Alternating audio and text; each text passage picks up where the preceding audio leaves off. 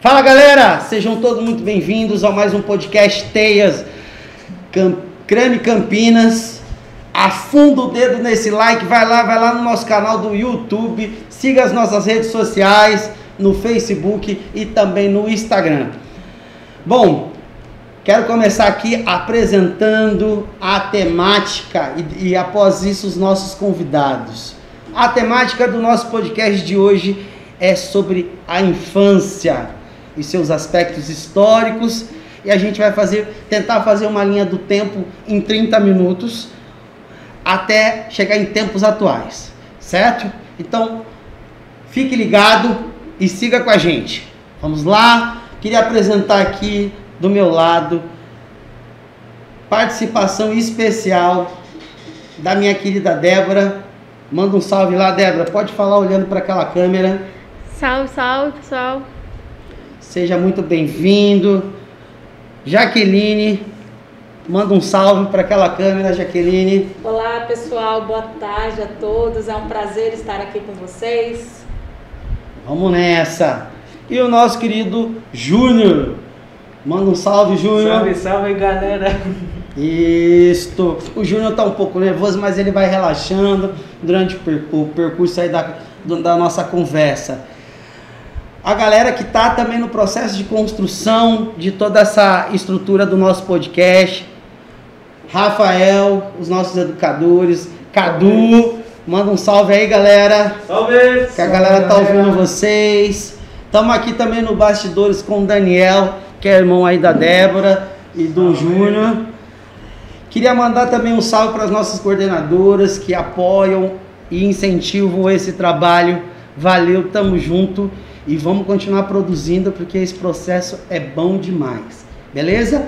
Então, para começar, não posso esquecer desse cara que traz todas essas ferramentas aqui para que a gente possa produzir esse podcast. Carlão, manda um salve aí, Carlão, pra galera. Isto! O cara está concentrado nesse processo. Então, vamos começar o nosso podcast com essas presenças ilustres aqui, beleza? A temática da vez é o processo histórico da criança no Brasil e no mundo. Como a sociedade olhava para esse sujeito, né? E a gente vai tentar chegar até o mais próximo dos tempos atuais, beleza? Quero convidar a Jaqueline e depois a gente vai conversando a partir daí, beleza? Tá com você, Jaque. Bom, primeiro, boa tarde novamente a todos. É um prazer estar aqui nessa mesa, nessa roda de conversa, né? Estarmos presentes, conversando mesmo com essa máscara, com o aspecto da pandemia que ainda estamos vivendo, mas é um privilégio dividir espaços de diálogo. Essa temática não é uma temática simples, mas ela é uma temática muito prazerosa e muito atual, porque ela faz parte do cotidiano de todos nós, né? Hoje pensar em infância, e aí eu vou pedir a licença para falar no aspecto do Brasil, que a gente tem pouco tempo aí, é pensar em várias infâncias, né? Como é ser criança aqui na região noroeste da cidade de Campinas, como é ser criança numa aldeia indígena, como é ser criança num quilombo, como é ser criança na Bahia, em Salvador, em Manaus, Tocantins. A infância vai mudando. E o tempo, a questão histórica, muda o que a gente conhece sobre os sujeitos. Se lá atrás, as crianças quando nasciam, elas eram vistas como um adulto em miniatura, se a gente for antes disso pensar os nascimentos, essa criança ela só era vista como um sujeito depois dos 2 anos. Né? Nós não tínhamos ainda as vacinas, não tínhamos a questão do esgoto, tratamento da água, então as crianças morriam muito precocemente. Então, a relação de crianças que nasciam e crianças que morriam eram assim absurdas, né? Tanto que a gente vê que as famílias tinham 20 filhos, mas só 11 sobreviviam. Então se esperava essa criança ter 2 anos para se dar um nome, para se batizar na religião que a família seguia, porque se morria muito enquanto bebê. Depois a gente tem uma fase onde a criança passou a ser bonitinha e engraçadinha, né? Então, assim, era um ser que ainda estava em construção, que logo ia trabalhar. Então, nós temos aí, quando a mão de obra, quando as pessoas saíram da agricultura familiar, começaram as trocas, as vendas. Eu não estou nem na industrialização ainda. A criança passou a ser mais um que ia produzir nessa família. Então, se nascia um menino, era melhor ainda. Porque acreditava-se que os meninos trabalhavam melhor no campo, melhor na roça. Mas uma menina, até que era legal, porque ajudava nos afazeres domésticos. Então, assim era pensada a chegada das crianças nas famílias. As pessoas mais antigas contam pra gente que nas cidades se tocava o sino, as cidades pequeninas, quando nascia uma criança. Quando nascia um menino, o sino maior da igreja tocava 3 badaladas. Quando nascia uma menina, era o menor sino, tocava-se uma badalada. Então, olha só para a gente pensar já aspectos, né, da diferença na formação e criação dos meninos e das meninas. E aí, com o passar do tempo, depois de muito, então a gente tem aí uma época, pensar que os homens adoravam ter filhos homens, porque isso mostrava que eles eram ainda mais másculos e mais viris. Tem toda uma questão histórica que envolve a infância. Século XVIII, a gente começa a olhar para essa criança como um ser humano completo já, mas que está numa fase do desenvolvimento que requer um cuidado maior. Então a gente já entende que aquela criança não é um adulto em miniatura e que ela não está pronta, mas que ela está ali desde que ela nasceu e que é importante se olhar para esse processo de desenvolvimento, mas isso é muito atual, né? Isso é muito, muito novo para a gente. Mas a gente precisa lembrar que em 1500, quando lá na Europa as pessoas ainda não entendiam a infância, não valorizavam esse processo no desenvolvimento, aqui no Brasil, os povos indígenas já cuidavam das suas crianças e todos tinham responsabilidade sobre todas as crianças.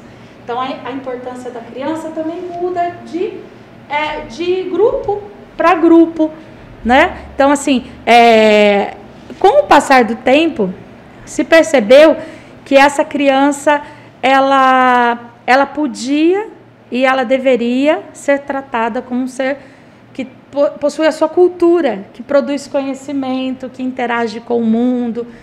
E aí nós temos a visão de infância que nós temos hoje. Não é uma infância, são várias infâncias, repletas de descobertas, de diálogos, né? E antes, se a criança tinha... Eu acho que isso é legal para a gente pensar, principalmente aqui com a Débora e com o José, né? Uma criança, antigamente, ela ficava muito com os adultos, mas os adultos estavam em casa. Então, estava lá, a mãe fazia costura, costurava em casa, cozinhava em casa, trazia roupas para lavar. O pai, na maioria das vezes, né? Na maioria das vezes não, em alguns casos, ele era alfaiate ou ele era sapateiro. As crianças conviviam com o universo do adulto, mas esse universo, ele era um universo mais cuidado, mais familiar. Os tios moravam perto, os avós moravam perto, então descascavam milho juntos à noite, colhiam café junto, as crianças acompanhavam. Com o passar do tempo, a sociedade foi se industrializando, foi se modernizando, e as crianças foram perdendo espaço dentro dessa cultura, né, do adulto. E elas foram delegadas para a escola. Então, a criança vai para a escola para o adulto sair de casa também, né? E aí, quando essa criança está em casa, ela tem o universo do adulto perto dela, que já não é esse universo de casa, do campo, do cuidado. A mãe está lá, lavando, passando, cozinhando, correndo de um lado para o outro. Quando ela senta, ela quer o quê? Também olhar o celular, também assistir TV. Então, é bom a gente lembrar que hoje as crianças e os adolescentes dividem conosco os nossos hobbies atuais, né? Não sei se eu consegui passar um pouquinho, é muita coisa para falar ao mesmo tempo, sim. Mas a gente vai retomando. Isso. Aí o que a gente... E aí eu já jogo para a Débora e para o José. Eu sei que vocês conviveram bastante com a vovó de vocês, né? O que ela dizia, ela contava, o que vocês puderam nessa convivência ouvir das histórias que ela contava de como que era a infância antigamente? Você lembra de alguma coisa? Pode falar à vontade. Pode falar aqui mais pertinho aqui do microfone, vou virar para você. Ó. Aí. Bom, eu não me lembro muito bem, mas lembro que ela não teve uma infância, umas mil maravilhas como naquela época ela tinha. E faz tempo que contou tudo mais. Mas as crianças tinham essa liberdade de brincar naquela época? O que ela dizia, não muita. Não muita. O que ela contava, assim, que ia mais para esse contexto do trabalho, ou as crianças ficavam mais presas dentro de casa? Ela contava que na época dela, a mãe dela fazia ela...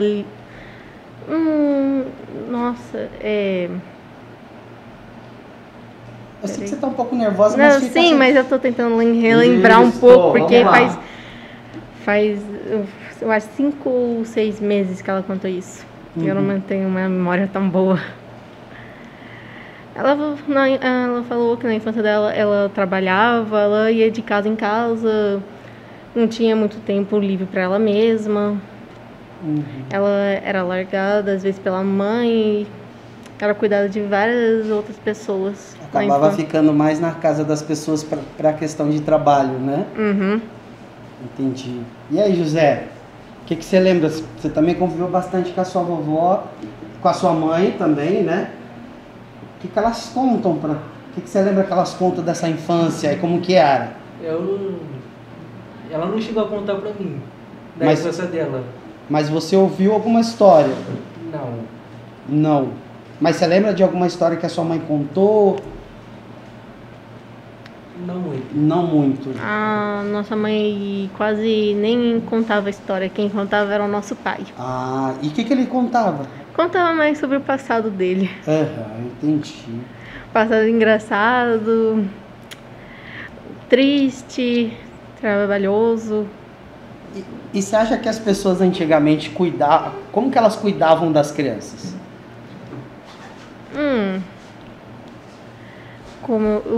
Na minha opinião, não muito bem, independente da família.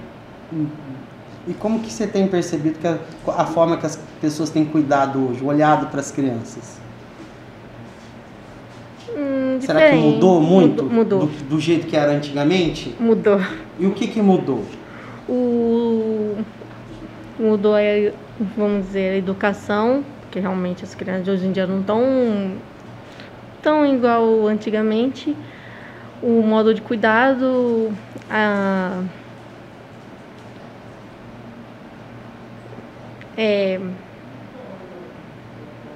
Nossa, eu já esqueci o que ia falar. Eu sei que você está muito nervosa, fica tranquila. A gente está aqui para conversar mesmo um pouco sobre essa infância. Você acha que antigamente as crianças se vestiam como mini adultos? Mini adultos? Isso, e que isso era determinante para esse olhar que a sociedade tinha, que aí não tinha essa coisa de infância, tinha que, já que se veste como mini adulto mesmo, tinha que trabalhar, né, tinha que viver como se fosse um adulto ou não? Assim? O que você acha, José, também? Vocês estão nervosos demais, fica tranquilo, gente. É, primeira vez. Isso, a gente nunca esquece. Vamos lá. Alexandre, posso puxar um gancho na fala da Débora? Então, quando a Débora traz pra gente desses aspectos que a avó contava para ela, então, olha como a infância muda, como o brincar muda, né? Então, assim, quantos anos, você lembra quantos anos tinha sua avó, mais ou menos, Débora, quando ela te contou? O que eu tinha contado? Bom, ela me contou esse ano, mas ela tinha mais ou menos, eu acho que uns 5, 6 ou 8 anos. Quando isso aconteceu. E hoje em dia ela tem quantos anos quando ela te contou? Ou 70, 80? Ela tinha me contado... Quantos anos tem sua avó? Você lembra? Ela tinha 65. 65, olha só. Você pega uma geração de 65 anos, é uma geração que começou a trabalhar muito cedo, né? Então, você ouve casos das crianças que trabalhavam na casa da professora, saía da escola, ia fazer faxina, cuidar do filho do outro. não tinha tempo de brincar. Se você pega uma geração que tem 40 anos, é uma geração que brincou bastante na rua, brincou de pega-pega, de esconde-esconde, betes, pega alto, de betes, de queimada, de bolinha de Acho que tudo gude, isso vocês já brincaram. de pipa. Sim. Vocês brincaram disso? Sim. Vocês foram uma geração privilegiada que brincou, ainda teve o brincar muito preservado, né? Assim, mesmo com tudo acontecendo nas cidades, né? O perigo, o medo, a violência. E tinha uma coisa que eu acho que é interessante, porque anteriormente, como tinha muitos irmãos, você brincava entre os seus irmãos. Sim. Não é? Vocês são bastante também lá na casa de vocês. Mas hoje tem a possibilidade de brincar com os nossos irmãos, né? Mas com outros amigos também, né? Que moram perto. Sim. Eu acho que vocês tinham primos perto? Sim, nós... As famílias tinham, além de ter mais filhos, tinham muitas crianças às vezes no mesmo quintal, na mesma rua. Eu morei na casa da minha avó, o quintal tinha 4 casas, morava todos os primos, né? Então a gente tinha bastante gente para brincar. Hoje em dia, os quintais estão pequenos, às vezes são prédios, as crianças às vezes é 1 filho, 2, são poucos, mora longe do primo e o brincar ficou mais com a tela do celular, né? Então, aí quando a Débora traz, as crianças eram mais educadas, as crianças sabiam se relacionar melhor, porque tinham contato com outras crianças e com adultos o tempo todo. Hoje em dia as crianças estão tão isoladas dentro do processo da infância, algumas, né? E eu acho que isso deu uma piorada durante a pandemia, que as crianças vão perdendo essa capacidade de dialogar, né? E como era gostoso brincar. Eu não sei se vocês tiveram, tomara que vocês tenham tido. Eu fazia comidinha com mato, picava o mato. Você lembra disso, sim, Débora? Conta pra mim. Quando eu brincava com mato, né, eu pegava o matinho, picava, fazia também um bolinho de terra e fazia o Júnior, come daqui, Júnior, tá gostoso. Você comia, Júnior? Não, eu não comia. Você brincava do quê?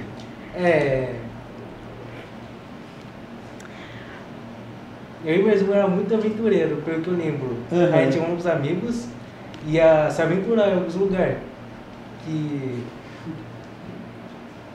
Eu lembro até que a gente tinha ido em um pasto cheio de vaca. Uau, que aventura, cara! Vamos lá, me conta aí essa história. Aí a gente chegou lá, aí um falou que tinha um homem com uma arma de choque, que ele ficava lá num lugar. Uhum. Aí teve uma vez que ele correu atrás de nós. E aí? Aí a gente conseguiu correr. Uhum. Fazia muita aventura, então, né? Quando você era mais novo. Sim. E quem que eram os amigos que circulavam, fazia essas aventuras? Dava as ideias. Tem sempre aquele que dá as ideias. Sim. Você era aquele que dava as ideias? Não, eu era o café com leite. O café com leite. Eu só ficava só olhando. Só olhando, que ia junto, no vácuo, com todo mundo. Né? Legal. E o que mais que tinha, além das aventuras? Subir em árvore. A gente ficava soltando pipa. Soltando pipa. Brincando à noite de... Esconde-esconde e pânico. Nossa. Como que é o pânico? Eu não lembro. Mas dava medo. É uma adrenalina. Adrenalina. Sim. Mas se escondia, você lembra dessa brincadeira? Não muito. Não muito, tá. Mas pelo jeito marcou. Sim. Marcou pela questão da adrenalina e que dá alguma sensação no corpo, provavelmente. Entendi, cara. Então, pulando um pouco de lá pra cá, antigamente tinha as questões de trabalho infantil, que tem até hoje, né? Tem até hoje. E que não tinha muitas leis que olhavam para essa questão do trabalho forçado, né? O trabalho era a questão da cultura da família, que na grande maioria trabalhava na roça, né? Vivia da agricultura, plantando feijão, arroz, né? Milho. Então entra dentro disso que a Jaque estava dizendo, que a família precisava ter também acabava tendo muitos filhos para ajudar nesse processo de colheita, de plantação, de trabalho na terra, né? Só que aí a gente olha para o cenário que a gente está hoje. Campinas, uau, uma megalópole, né? Mudou. As crianças, vocês circulam bastante pelo bairro. Vocês veem as crianças ainda trabalhando muito? Não. Eu quase nem vejo crianças mais trabalhando. O que eu vejo são adolescentes mais de 16 anos trabalhando. Tendo a sua própria experiência do que realmente quer ali. Aquela área. Sim, sim. E o que você tem visto desses adolescentes? Por onde que eles estão circulando? Eu não sou muito de ficar vendo isso, porque eu fico mais dentro de casa. O que você acha, Pitbull? Ou Pitbull não, Júnior? Júnior, o que você acha? Mudou alguma coisa? Mudou muito. O que você tem percebido? Assim, qual a sua percepção? Que as crianças não estão mais brincando mais na rua, como antes. E você conseguiu identificar uma causa, o efeito do porquê que elas não brincam mais na rua? Celulares, sim. Internet. Então a gente vai entrar num assunto polêmico. Celular para criança. Não, tem idade específica para dar um celular para uma criança. E para mim é depois dos 12 anos que, tipo, depois dos 12 começa a entrar na pré-adolescência. Tá, até aí, mas antes ela está ali aproveitando a infância dela. O que você acha, Cristian? Você acha que a Débora, você concorda que tem que ser com 12 mesmo? Mas você já viu criança com 5 anos com o celular na mão? Já. E qual foi o sentimento assim, de ver uma pessoa tão pequena com o celular mexendo? Eu perguntei, nossa, mas por que esta criança aqui, que poderia estar na rua, ou brincando, ou em casa, brincando com um cachorrinho, um pet, tá fazendo no celular, vendo um vídeo? Do que poderia aproveitar literalmente a vida e a infância no exato momento. Porque realmente, eu gostaria de voltar para minha infância e aproveitá-la novamente. Uma das coisas que eu vejo muito é que o celular tem ocupado um lugar muito interessante, né? Nessa infância. Que é muito diferente dessa coisa de soltar pipa, jogar bola, fazer aventuras, subir na árvore para comer fruto no pé, cair, quebrar o braço, né?